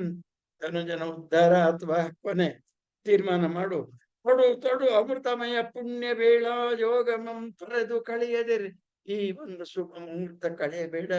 ಪಡುನೇಸರೆ ಸಭ ಪಡುಬೆಟ್ಟದಂಚಿನಲ್ಲಿ, ಪಡುನೇಸರ ಪಶ್ಚಿಮ ದಿಕ್ಕನ ಸೂರ್ಯನ ಮುಳುಗುತ್ತಿರುವ ಸೂರ್ಯನ ಕೆಂಪಿನ ಈ ಸಂದರ್ಭದಲ್ಲಿ ಆಕಾಶದಲ್ಲಿ ನಭೋ ಮೇಘ ಅಪಾರ ಸಂಖ್ಯೆಯಲ್ಲಿ ನಿಂತಿರುವುದನ್ನು ನೋಡುವಾಗ ಅದು ಶುಭ ಚಿಹ್ನೆಯಾಗಿ ನಾನು ಕಾಣ್ತಾ ಇದೆ. ಆದ್ದರಿಂದ ಈ ಅಪರ ಸಂಧ್ಯಾ ನಭೋಮ ಮೇಘ ಫಣಿಭೋಗದಲ್ಲಿ ಆ ಚಿಹ್ನೆಯಲ್ಲಿ ಫಣೀಂದ್ರ ಹಾವಿನಂತೆ ಸೇರಿದಂತಹ ಆ ಮೋಡಗಳ ರೂಪದಲ್ಲಿ ನಿನಗೆ ಸೂಚನೆಯನ್ನು ಕೊಡ್ತಾ ಇದೆ.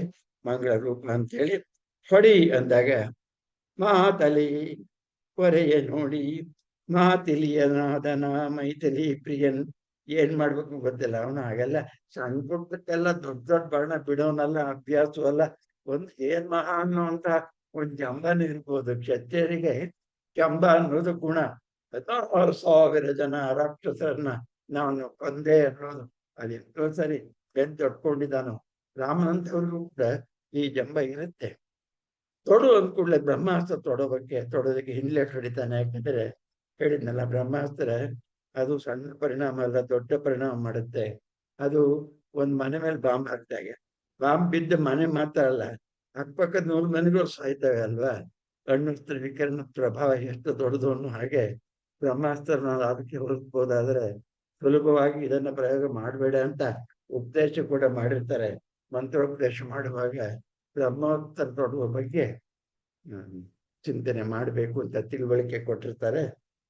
ಅದಕ್ಕಾಗಿ ರಾಮ ಮಾತಿಲೆಯಾದನು, ಮಾತಿಲ್ಲದವನಾದನು, ಮೌನಿಯಾದ. ಆಶೀರ್ವಾದ ಮುದ್ರೆಯ ನೀಲದಾಕಾರ ನೋಡಿದ. ಅವನು ಹೇಳಿದಾಗ ಮತ್ತೆ ಆಕಾಶ ನೋಡ್ತಾನೆ. ಆಶೀರ್ವಾದ ಮಾಡುವಂತೆ ಮೇಲೆ ಹರಡಿದ ಬಿಳಿಪಾದ ಮೋಡಗಳನ್ನ ನೋಡುವಾಗ ಇದು ನನಗೆ ಸಂಕೇತ ರೂಪದಲ್ಲಿ ದೇವರು ಬರೆದ ದೇವಲಿಪಿ ಎದ್ದು ತಿಳಿದು ನಿನಗೆ ಮೇಣ ಸುರೇಶ್ವರಂಗೆ ತೊಡು ಬೇಗದಿಂ ಬ್ರಹ್ಮಾಸ್ತ್ರಂ ತಡೆಯ ಕೇಳು ನೋಡು ನಿನ್ನಡೆಗೆ ನುಗ್ಗುತ್ತಿದ ಶೂಲ ರೂಪದ ಮೃತ್ಯು ಆಲಸ್ಯಂ ಅಮೃತಂ ವಿಷಂ. ಅದೇ ಮಾತನ್ನು ಬೇರೆ ಕಲ್ತಿದ್ದಾನೆ ಅವನು. ಆಲಸ್ಯ ಮಾಡಿದ್ರೆ ಅದು ಅಮೃತವು ವಿಷವಾಗ್ತದೆ ಅಂತ ಹೇಳುವಾಗ ಮಹೇಂದ್ರ ಸಾರಥಿ, ನಾನ್ ನೋಡ್ತಾ ಇದ್ದೇನೆ ಯುದ್ಧವನ್ನ, ನಾನ್ ಮಾಡ್ತೇನೆ, ನಂಗೆ ಗೊತ್ತಿದೆ. ನಾನು ಆದಿತ್ಯ ಹೃದಯವನ್ನ ಗುರುಗಳಿಂದ ಪಡೆದಂತಹ ಉಪದೇಶವನ್ನ ಧ್ಯಾನ ಮಾಡ್ತಾ ಇದ್ದನಾಗಿ ತಡವಿದೆ ಅಷ್ಟೇ. ಆ ಧ್ಯಾನ ಮಾಡುವ ಸಮಯದಲ್ಲಿ ನನ್ನನ್ನು ಯಾರೂ ಕೂಡ ನೋಯಿಸೋದಕ್ಕೆ ಸಾಧ್ಯ ಇಲ್ಲ. ಆ ಧೈರ್ಯದಲ್ಲಿ ಸುಮ್ಮನಿದ್ದೇನೆ. ಈಗ ಮಂತ್ರೋಚ್ಚಾರಣೆ ಮುಗಿದಿದೆ. ಈಗ ನೋಡು ಅಗಸ್ತ್ಯ ಮುನಿ ಉಪದೇಶ ಮಾಡಿದ ಆದಿತ್ಯ ಹೃದಯ ಮಂತ್ರಮನ್ಯನಗೆ ಕೊಟ್ಟನ ಮಂತ್ರಮಂ ರೂಪಿಸುತ್ತಿದ್ದನ್ ತಪಸ್ತೇಜಮಂ ಜಾಗೃತಗೊಳಿಸಿಕೊಂಡೆನ್ ಇಡೀ ದುರ್ಗ ರಶ್ಮಿಯನ್ ದೃಢಮಷ್ಟಿ. ಈಗ ನಾನೊಂದು ಬಾಣ ಹೊಡೆಯುವಾಗ ಜಗತ್ತೇ ತಲ್ಲಣವಾಗುತ್ತಾದ್ದರಿಂದ ನಿನ್ನ ಕುದುರೆಗಳು ರಥವು ಎದ್ದೆದ್ದು ಕುಣಿಯುತ್ತೆ. ಬಿಗಿ ಮುರುಕಿ ಹಿಡಿದ ನಿನಗೆ ಕೈ ಸಡ್ಲಾಗುತ್ತೆ. ಎಚ್ಚರಿಕೆ, ಈ ವೈಬ್ರೇಷನ್ ತಡ್ಕೊಡೋದಕ್ಕಾಗಿ ಬಲವಾಗಿ ದೃಢವಾಗಿ ಮುಷ್ಟಿಯನ್ನು ಹಿಡಿ ಅಂತ ಹೇಳ್ತಾ ಬ್ರಹ್ಮಾಸ್ತ್ರವನ್ನ ತನ್ನ ಚಿಂಜಿನಿಗೆ ರಾಮನ ಬಾಣದಲ್ಲಿ ಒಂದಗ್ಗಲ್ಲ 16 ಇರುತ್ತೆ ಅಂತ ಹೇಳಿ ಮೂಲದಲ್ಲಿ ವರ್ಣನೆ ಕುವೆಂಪುರವರು ಹಾಕಿ ಚಿತ್ರಿಸಿದ್ದಾರೆ. ಹಾಗೆ ಗಟ್ಟಿಯಾದ ಎಳೆದು ಬಾಣವನ್ನು ಹೂಡಿ ಇಕೋ ಬಿಡ್ತಾನೆ. ಬ್ರಹ್ಮಾಸ್ತ್ರ ಮುನ್ಮುದ್ದು ಹೇಗೆ ಸೂರ್ಯ ಜಿಕ್ವಹಿಂ, 100 ಸೂರ್ಯರ ಚಾಚಿದ ನಾಲಿಗೆಯಂತೆ ನುಗ್ಗಿ ಬರುತ್ತ ಕಳತಲ್ಪ ವಿದ್ಯುತ್ ಫಣೀಂದ್ರನು, ಬರೀ ಫಣೀಂದ್ರನೇ ಸಾಕು, ವಿದ್ಯುತ್ ಫಣೀಂದ್ರ ಯಾವುದು ವಸ್ತು ಸ್ಥಿತಿಯ ದುರ್ಗತಿಗೆ ಹಮ್ಮೈಸಿದುದು ಸೃಷ್ಟಿ. ಹಮ್ಮೈಸಿದುದು ಸೃಷ್ಟಿ ಆಗ್ಲೇ ಹೇಳಿದ್ನಲ್ಲ, ಆ ಕಂಪನ ಇಡೀ ಜಗತ್ತೇ ಪ್ರಳಯವಾಗುವ ಕಂಪನದ ಅನುಭವವನ್ನು ಪಡೆಯುತ್ತದೆ. ಆದ್ರಿಂದ ಬೆಚ್ಚಿ ಬೀಳ್ತಾ ಇದ್ದಾರೆ, ಏನಾಗ್ತಾ ಇದೆ ಅಂತ ಹೇಳಿ. ಅದು ದಹನ ಮಾಡ್ತಲೇ ಹೋಗುತ್ತೆ. ಆದ್ದರಿಂದ ಅಕ್ಕಪಕ್ಕದವರಿಗೂ ಅದು ಸವಿಯನ್ನ ಉಣಿಸೇ ಹೋಗುತ್ತೆ. ಆದ್ದರಿಂದ ಪ್ರಳಯ ವೈಶ್ವಾನರೋಪಮಂ, ಪ್ರಳಯ ಕಾಲದ ಅಗ್ನಿ, ಪ್ರಳಯ ಕಾಲದ ವೈಶ್ವಾನರ ಅಗ್ನಿಯ ಆ ರೂಪದಲ್ಲಿ ಬ್ರಹ್ಮಾತ್ಮ ಮುಮ್ಮಿದುದು ಫಲ ತಳಿಪ ದುರ್ಗತಿಗೆ ಹಮ್ಮೈಸಿದ ಸೃಷ್ಟಿ ಸುಳಿದು ಲಯ, ಲಯ ನಾಶ. ನಡುಗೆ ಗಿರಿ ಸಂಕುಲ, ಕದಡಿತು ಕಡಲ್, ನಡುಗಿತು ಬೆಟ್ಟ, ಅಲಗಿತು ಕಡಲ್, ಎಲ್ಲ ಕಡೆ ಅದರ ಪರಿಣಾಮ. ಬೆಂಕಿ ಬೆಟ್ಟುಗಳು ಕರಿಸಿದವು, ಬೆಂಕಿಯ ಬೆಟ್ಟಗಳು. ಭಯಂಕರ ಯುಗಾಂತರವಾಗ್ನಿಯಂ, ಸುರಾಸುರರು ಓಡಿ ಕೈಲಾಸ ಮೇರು ಮಂದರಗಿರಿಗಳ ತುದಿಗೆ ಅವಿಸಿಕೊಳ್ಳಲು ಹೊಡೆದಿದ್ದು ರಾವಣನಿಗೆ. ಆದ್ರೆ ಇಂದ್ರಾದಿ ದೇವತೆಗಳು ಆ ಕೈಲಾಸಗಿರಿಯ ತುದಿಯಲ್ಲಿ ಬಂಡಿಗಳ ಸಂಜಿನಲ್ಲಿ ಅವಿಸ್ಕೊಂಡಿರುತ್ತೆ. ಇಷ್ಟು ಬಂತ ಆಗ್ಬಿಡುತ್ತೆ ಅನ್ನೋ ಭಯಕ್ಕೆ ಕವಿ ಈ ಭಯಂಕರ ಸಂದರ್ಭದಲ್ಲಿ ಕೂಡ ತನ್ನ ತಮಾಷೆಯನ್ನ, ಚೇಷ್ಟೆಯನ್ನು ಬಿಡೋದಿಲ್ಲ. ಸುರಾಸುರರೋಡಿ ಕೈಲಾಸ ಮೇರು ಮುಂದರ ಪರ್ವತಗಳನ್ನು ಬೇಡಿ ಒದುಗಿ ನಿಂತರು ಮರೆಗೆ. ಒದಗಿ ನಿಲ್ಲು ಅಂದ್ರೆ ಆರಡಿ ದೇಹನ್ ಕೂರಡಿ ಮಾಡ್ಕೋ ಅಂತ, ಅಂದ್ರೆ ಬೆದರಿ ಬೆಚ್ಚಿ ಸಣ್ಣಗಾಗಿ ಕಿರಿಯಾಗಿ ಮುಸುರ್ಕೊಂಡು ಕೂತಿರುವಂತ ಸುಂದರವಾದಂತಹ ಚಿತ್ರ.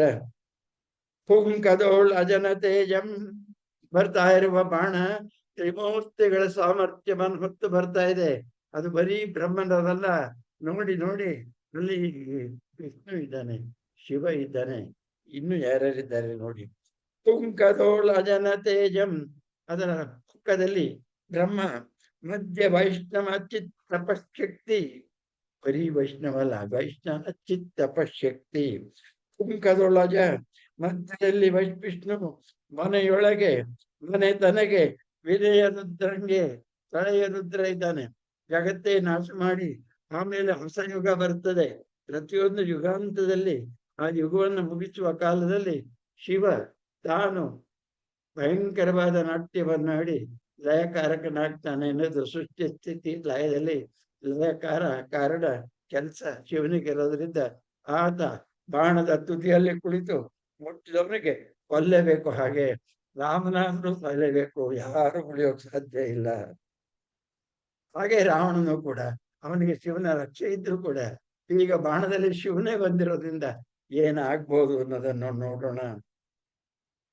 ಮನೆಯೊಳಗೆ ತನಗೆ ಮನೆಯಾಗಿ ವಿಲಯ ರುದ್ರ, ತನ್ನೊಳಗೆ ಹರಿಹರ ಬ್ರಹ್ಮ ಚೈತನ್ಯಗಳನ್ನೊಳಗೊಂಡ ರಾಮ ಬಾಣ.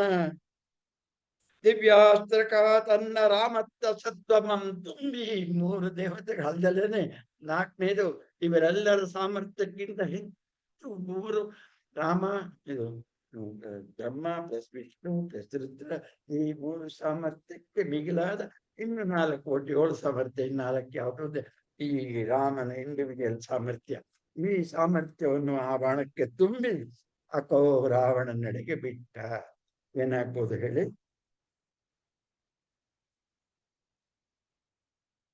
ಹರಿಹರ ಬ್ರಹ್ಮ ಚೈತನ್ಯವನ್ನೊಳಗೊಂಡ ಆ ದಿವ್ಯಾಸ್ತ್ರಕ್ಕೆ ತನ್ನ ರಾಮತ್ವದ ಸತ್ವಮಂ ತುಂಬಿ ತಾಂ ಪ್ರವೇಶಿಸಿದನ್ ಅದರಾತ್ಮಮಂ ಶ್ರೀರಾಮಂ ವಿಸ್ತ್ರಾವಿತ್ ಅಗಸ್ತ್ಯ ಶಿಷ್ಯಂ. ಚಿಂಜಿನಿಯಂ ಎಳೆದು ಟಂಕಾರಮಂ ಮಾಡಿ ಹರಿಧ್ವಜಿನಿ ಹರಿನಾಮದಿಂ ಬೆಬ್ಬರಿಯೇ ಬರಿಯೇ ಎಲ್ರು ಕೂಟರಲು ಗೆಲ್ ಗೆಲ್ ರಘುತ್ತಮ ಹೇ ಘೇ ಉಗೆ ಉಗೆ ಎಂದು ಅಭ್ರ ಮಂಟಪದಿ ಸಂಭ್ರಮ ಸುರಗೋಷ್ಠಿ, ಆಕಾಶದ ಮಂಟಪದಲ್ಲಿ ಯುದ್ಧ ನೋಡ್ತಾ ಇರುವ ಸುರಗೋಷ್ಠಿ ಜೋರಾಗಿ ಉಗೆ ಎನ್ನುತ್ತಿರಲು, ಹರಕೆಗಳನ್ನು ಉಲಿಯುತ್ತಿರಲು, ಅಮ್ಮನಿಗೆ ಆಶೀರ್ವಾದ ಮಾಡ್ತಾ ಇರಲು, ತೈಲ ಭಿತ್ತಿ ಸೀಳ್ವ ಶನಿ ರಾವದಿಂ ತಾಗಿದುದು ತನ್ನೆಡೆಗೆ ಯಮರಾಯದಿ ನುಗ್ಗಿ ಬರುತ್ತಿರ್ತ.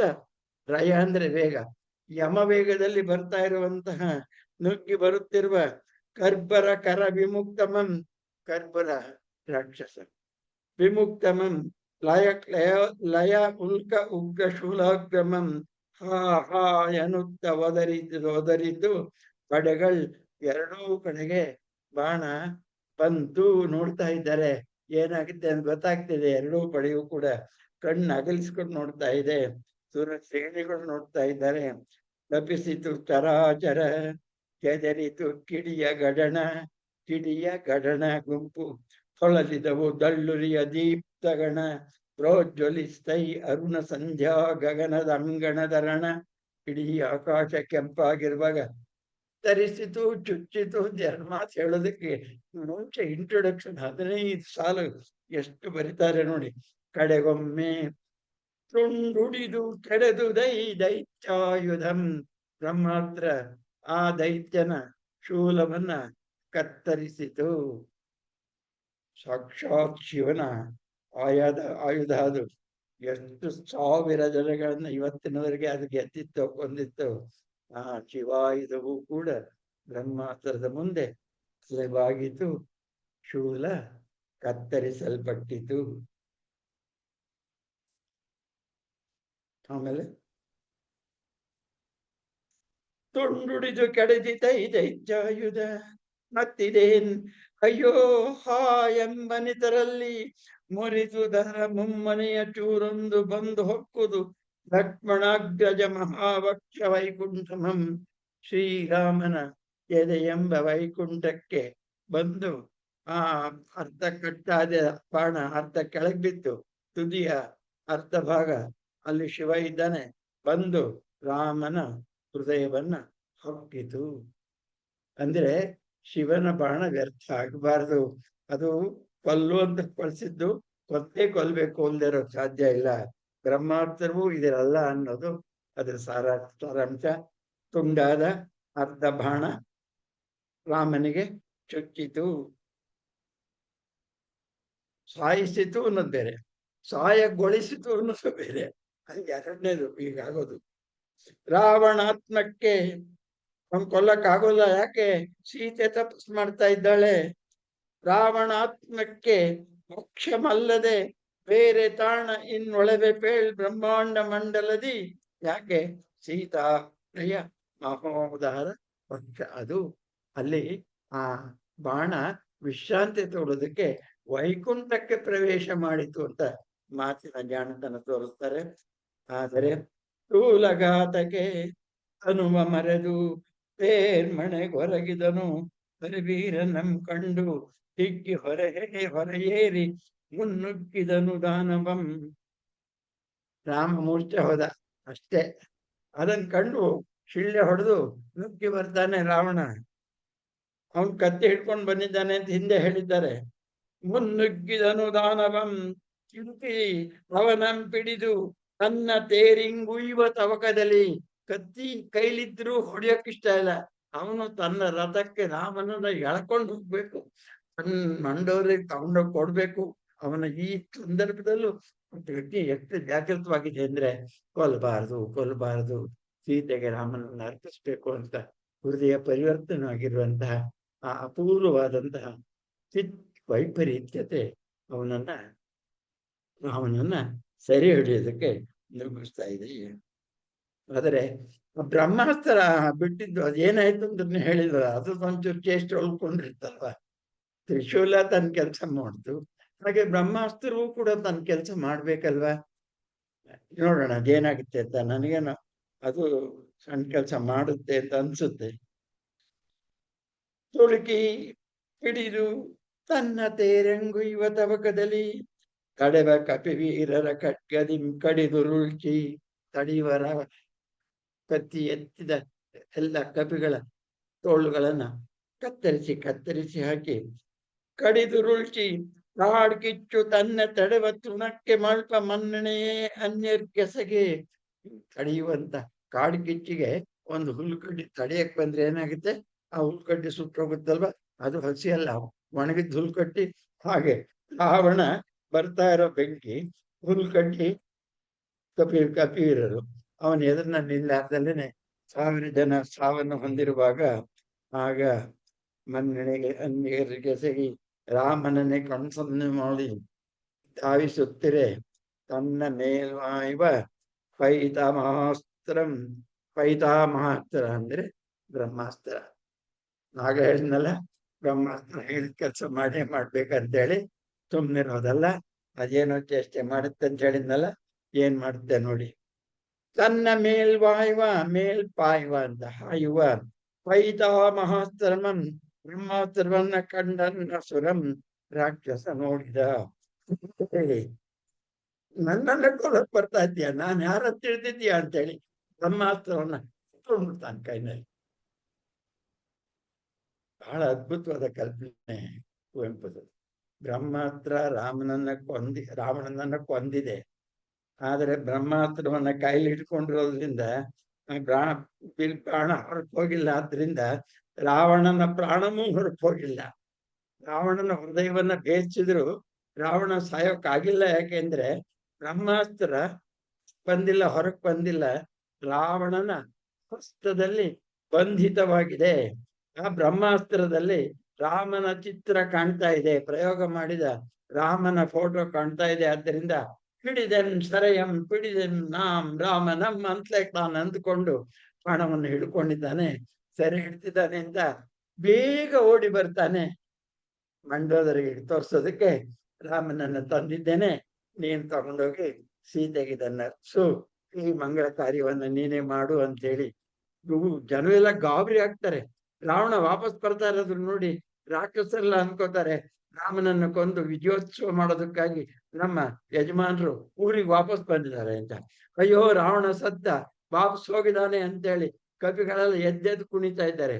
ಹೀಗೆ ರಾಕ್ಷಸ ಒಂದ್ ಕಡೆ, ಕಪಿಗಳು ಒಂದ್ ಕಡೆ ಬೇರೆ ಬೇರೆ ರೀತಿಯ ವಿಭಿನ್ನ ಭಾವದಿಂದ ಎದ್ದೆದ್ದು ಕುಣಿಯುತ್ತಿರಲು ರಾವಣ ಅಸ್ತ್ರವನ್ನ ಪಿಡಿದೆ ಸೀದಾ ಮಂಡೋದರಿ ಹತ್ತಿರಕ್ಕೆ ಬಂದು ಮೂರ್ಛಾಗತನಾಗಿ ಬೀಳ್ತಾನೆ. ಮಂಡೋದರಿ ಸೇವೆ ಮಾಡಿ ಅವನು ಎಬ್ಬಿಸಿದಾಗ, ಹಾಕೋ ನಿನ್ ರಾಮನ, ಎಲ್ಲಿದ್ದಾನೆ ರಾಮ, ನೀವು ಬಾಣ ಹಿಡ್ಕೊಡ್ತೀರಿ, ರಾಮನೆಲ್ಲ ಎಂಥದ್ದು ಇಲ್ಲ, ತೆಗಿ ಈ ಬಾಣವನ್ನ ತೋರಿಸ್ತೀನಿ. ತೆಗಿತಾಳೆ, ಬಾಣ ಕಿತ್ಕೊಳ್ಳೆ ಸಾಯ್ತಾರೆ ಅನ್ನೋದ ನಂಬಿಕೆ. ಹಾಗೆ ರಾವಣ ಜೀವವನ್ನು ಬಿಡ್ತಾನೆ. ರಾವಣನ ಕೊನೆ ಆಯ್ತು ಅನ್ನೋದು ಅಲ್ಲಿಗೆ ಮುಗಿತದೆ. ಭಾಗವನ್ನೊಮ್ಮೆ ನಾನು ಓದ್ತೇನೆ. ಭದ್ರ ಮುಷ್ಟಿ ಎಂಪಿಡಿದಿರ್ತ 550. ಬದ್ಧ ಭ್ರಕುಟಿ ರಾವಣ ಸಿಕ್ಕಿದನಲ್ಲ ಶತ್ರು ಎನ್ನದಾರ್ತು ಗರ್ಜಿಸಿ ಬಾಣವನ್ನು ಹಿಡಿದು ಸೆರೆಸಿಲ್ಕೆದನೋ ವೈರಿ ಶತ್ರು ಸೆರೆ ಸಿಕ್ಕಿದ. ಈ ಭಾಗಕ್ಕೆ ಇಟ್ಟಿರೋ ಹೆಸರೇ ಅದು. ಆ ಬಾಣವನ್ನ ರಾಮನೆಂದು ಭ್ರಮಿಸಿ ಬಂಧನಗೊಳಿಸಿದ ರಾವಣನ ತೀವ್ರವಾದ ಮನಸ್ತಾಪವನ್ನ ಈ ಭಾಗಕ್ಕೆ ಶೀರ್ಷಿಕೆಯಾಗಿ ಕವಿ ಕೊಟ್ಟಿದ್ದಾರೆ. ಸೆರೆಸಿಲ್ಕಿದನೋ ವೈರಿ ತಿರುಗಿಸುವರು ತಮಂಪುರಕ್ಕೆ. ಊರಿಗೆ ಹೋಗೋಣ ನಡಿ ಅಂತೇಳಿ ಆಜ್ಞೆ ಮಾಡ್ತಾನೆ ರಾವಣ. ಓಡೋಣಿ ಬರ್ತಾನೆ. ದಶಗ್ರೀವ ಮಂಡೋದರಿ ಹತ್ತಿರಕ್ಕೆ ಬರ್ತಾನೆ. ಮಂಡೋದರಿ ಅವನನ್ನ ಸೇವೆ ಮಾಡಿ ಬಾಣವನ್ನು ತೆಗೆದು ಮೂರ್ಛೆಯನ್ನು ಹೋಗಿಸಿ ಮಾತು ಆಡಿಸಿ ಆಮೇಲೆ ಅವನು ಅನಿವಾರ್ಯವಾಗಿ ಬ್ರಹ್ಮಾಸ್ತ್ರದ ಪ್ರಭಾವದಿಂದ ಜೀವವನ್ನು ಬಿಡ್ತಾನೆ. ನಿನ್ನ ಮಾತು ದೈತ್ಯನೇರ್ಧಂ ಚೈತ್ಯ ಮಂಚಮ ಅನ್ನೋದು ಮುಂದಿನ ಭಾಗ. ಚೈತ್ಯ ಅಂದ್ರೆ ಚಿತ ಅಂತ, ಚಿತಾ ಮಂಟಪಕ್ಕೆ ಏರುವಂತಹದ್ದು. ರಾವಣನ ತಂಡದ ಮಾತನ್ನ ನಾಳೆ ದಿವಸ ಓದ್ತೇನೆ.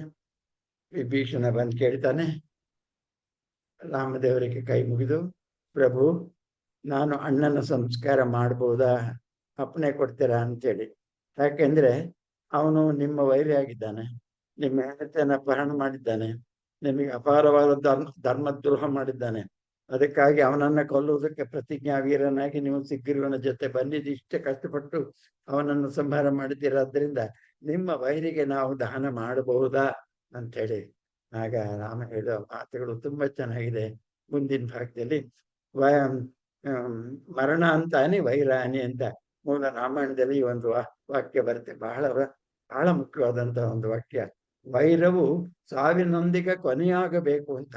ಅದೇ ಮಾತನ್ನ ಇಲ್ಲಿ ಕೂಡ ರಾಮನ ಬಾಯಿನಲ್ಲಿ ಹೇಳಿಸ್ತಾ, ವಿಭೀಷಣನಿಗೆ ನಿನ್ನ ಕರ್ತವ್ಯ ನೀನು ಮಾಡಲೇಬೇಕು, ರಾವಣನಿಗೆ ಯೋಗ್ಯವಾದ ರೀತಿಯಲ್ಲಿ, ರಾಜಯೋಗ್ಯವಾದ ರೀತಿಯಲ್ಲಿ ಸಂಸ್ಕಾರವನ್ನು ನೀನು ಮಾಡಬೇಕು ಅಂತೇಳಿ ಮತ್ತೆ ಎಲ್ಲ ಡಂಗುರ ಹೊಡಿಸಿ ಯಾರ್ಯಾರು ರಾಕ್ಷಸರು ಮೃತ ಹೊಂದಿದ್ದಾರೆ ಆ ಎಲ್ಲ ಅವರವರ ಮನೆಯವರು ದೇಹ ತಗೊಂಡೋಗಿ ಉಚಿತ ಸಂಸ್ಕಾರ ಮಾಡೋದಕ್ಕೆ ಎಲ್ಲ ಬಗೆಯ ನೆರವನ್ನು ನೀವು ನೀಡಿ, ಇದು ರಾಮನ ಆಜ್ಞೆ ಅಂತ ಹೇಳಿ ಎಲ್ಲರೂ ಕೂಡ ಹಾಗೆ ಸಂಸ್ಕಾರ ಮಾಡೋದಕ್ಕೆ ಕೂಡ ಏರ್ಪಾಡು ಮಾಡ್ತಾನೆ. ಭವ್ಯವಾದ ರೀತಿಯಲ್ಲಿ, ಧಾರ್ಮಿಕವಾದ ರೀತಿಯಲ್ಲಿ ರಾಮ ಶವ ಸಂಸ್ಕಾರದ ಏರ್ಪಾಡು ಮಾಡುವ ಕ್ರಮವನ್ನ, ವಿಧಾನವನ್ನ ಮುಂದಿನ ಭಾಗದಲ್ಲಿ ನಾಳೆ ದಿವಸ ಓದ್ತೇನೆ. ಇವತ್ತಿಗೆ ಇಲ್ಲಿಗೆ ನಿಲ್ಲಿಸ್ತೇನೆ. ನಾಳೆ ಅಂತಂದೆ, ನಾಳೆ ಅಲ್ಲ, ನಾನು ಮತ್ತೆ ನಿಮ್ಮನ್ನ ಬಹುಶಃ ನಾಡಿದ್ದು ಅಲ್ಲ, ನಾಳೆ ನಾಡಿದ್ದು 2 ದಿವಸ ಗೋಕುಲ ನಿರ್ಗಮನ ವಾಚನ, ಕಾವ್ಯ ವಾಚನ ಮತ್ತು ವ್ಯಾಖ್ಯಾನ 2 ಇರೋದ್ರಿಂದ ನಾಳೆ ನಾಡಿದ್ದು ಇದಿರಲ್ಲ. ಅದಾದ ಮೇಲೆ ಮುಂದಿನ ಭಾಗವನ್ನ ನಾನು ಮುಗಿಸ್ಕೊಡ್ತೇನೆ ಎಂಬಲ್ಲಿಗೆ ಇವತ್ತಿನ ಮಾತುಗಳನ್ನ ನಿಲ್ಲಿಸ್ತೇನೆ. ಮಂಗಳದೊಂದಿಗೆ ನನ್ನ ಮಾತನ್ನು ಉಪಸಂಹರಿಸ್ತೇನೆ.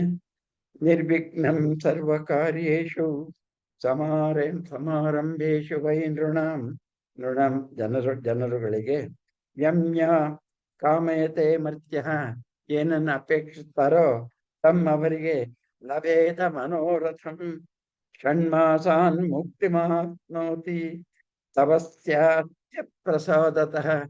ತಪಸ್ಸವ ಅಂದ್ರೆ ಬೇಡಿಕೆಯಿಂದ ಬರುವಂತಹ ಪ್ರಸಾದ, ರಾಮನ ಬೇಡಿಕೆಯಿಂದ.